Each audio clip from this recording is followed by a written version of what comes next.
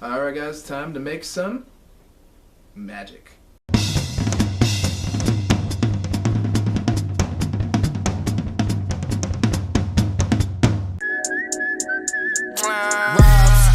Two damn phones, Babylons can't crack the code. Hey guys, it's Bats here, and I just wanted to ask, how good is Quintet Magician? Now, if you don't know what Quintet Magician is, it's a newly revealed card that consists of 5 Spellcaster monsters as a fusion. It's functionally the 5-headed dragon version of Dark Magician. And if you don't know what it does, here's its effect. It must be fusion summoned. The materials include 5 Spellcaster monsters. If it is fusion summoned with 5 Spellcaster monsters with different names, destroy all cards your opponent controls. It cannot be tributed, it cannot be used as fusion materials, also it cannot be destroyed by card effects. So simple enough. It board wipes on summon, it can't be tributed, so it can't be kaiju'd, you can't super poly it away, and it's also got 4,500 attack points on top of being Regeki and foolproof. So if you summon this thing and board wipe your opponent, you're pretty much good enough to win the duel, because it's got 4,500 attack points, and that's pretty beefy. Okay, so let's look at the pros on this thing. It's a fusion monster, so you can use materials out of the hand or on the field, which is pretty nice. We also have a new fusion card called Magicalized Fusion that's going to be coming out with this that lets you use it from the graveyard. Future Fusion is coming down off the ban list, so you can actually dump cards straight out of your deck to get hit and summon this thing. It's a big monster, so it's hard to punch out. It can punch out most things. It can't be destroyed, so that means things like Mirror Force, Regeki, Darkhold just don't do the job. You can't get rid of it with a kaiju, and you also can't super poly it should that come off the ban list. So already it actually does some pretty good work.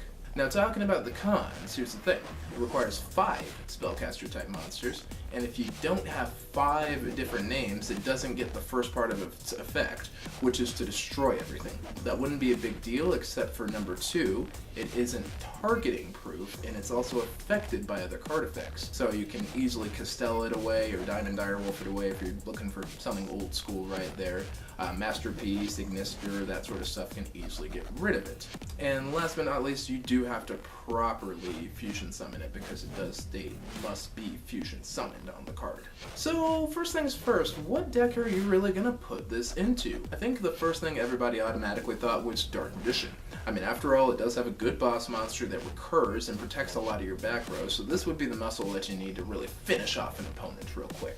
Well, here's the trouble with that. Usually Dark Magician only runs about 4 unique monster names, so Dark Magician, Magician's Rod, Apprentice Illusion Magician, and Magician of Dark Illusion. So it's not enough for the board wipe effect, unless you're running Wind Witch or Blue Boy, in which case, but you'll probably be using those for something else. And also, they don't have an inherent fusion engine minus the Eye of Timaeus, and this isn't something that Eye of Timaeus can use. But it wouldn't quite be optimal, so I'm going to go ahead and say Dark Magician isn't the optimal deck to play this in.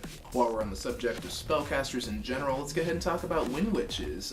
So if we're talking Wind Witches, you can include spell books with it. You can also include Invoked with it, which is the fusion archetype, which is pretty nice. They're going to have some main archetype spells. And then, of course, you have the Wind Witches, the spell books, and the Invoker, all of whom are different named spellcaster monsters. That does make it a little bit easier, especially since Invoker, or Alistair, reoccurs. The problem with that is most of the time your Wind Witches are going to be in the graveyard, because you're going for that first turn Crystal Wing, and Crystal Wing is kind of hard to remove unless you link into something. So the extra deck space is a little monopolized by the other easier to summon Synchro and Fusion monsters in an Invoked Wind Witch sort of build, whether you're using spell books or not. So that again makes it a little bit of a tougher call. The best you're usually going to be able to do is get rid of the extra Wind Witches that you're not using.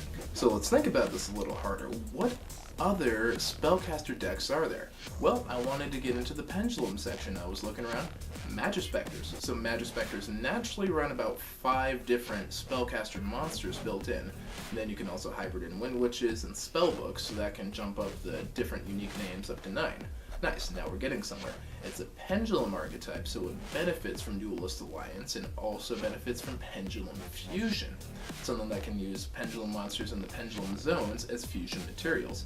So if you do a big Pendulum summon, get a whole bunch of stuff on the board, and then you Pendulum Fuse into it, you can even use your scales as extra targets, which isn't too bad for getting extra names on the board. Another big thing is the fact that the Magispectors are hexproof naturally, so you already have a lot of control on your side too, so you can maintain control of the board while you set up for the win condition, and then take out the rest of your opponent's monsters all in one fell swoop. And this also makes up the big lack of muscle that the archetype has naturally, especially with the loss of Kieran, and they don't have any real big boss monsters outside the Draco Slayers like Ignister and Dinoster anyway, so this is actually a pretty good candidate.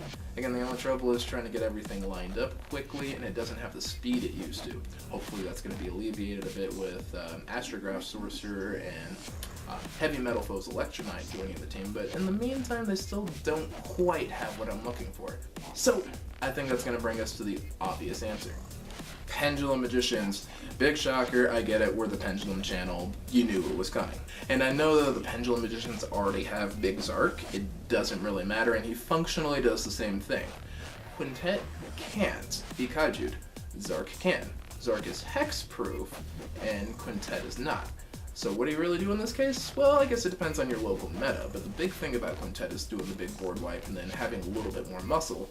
Zark has a bit more flexibility and can swarm the field a little bit more, but it's not quite as relevant in the format unless you factor in Electromite, in which case, hey, you have a little bit more flexibility, you can easily get both of them on the board. The Pendulum Magicians can also benefit from Duelist Alliance, which does search Pendulum Fusion, which is another card on top of Future Fusion and Magicalized Fusion that you can actively use in order to summon Quintet Magician easily. But the speed that comes with being able to search for the magicians, especially Time Star being a natural addition there, and all the different names, including Wisdom Eye, Skulker Bat Jokers, Pendulum Sorcerer, so on and so forth. You have a lot of names, you're going to get the optimal amount of play out of this particular card. To be honest with you, I think Quintet Magician is a card that's going to make good Spellcaster decks better, and mediocre ones, it's going to give them a boss monster. But the most important thing I think it does is it offers something that spellcasters have historically been missing: muscle. So, if you're looking for a little more muscle with your magicians, this is the way to go. Like, comment, and subscribe if you haven't already, and leave your thoughts in the comment section below. And Ace of Bats, on that bombshell, is signing out.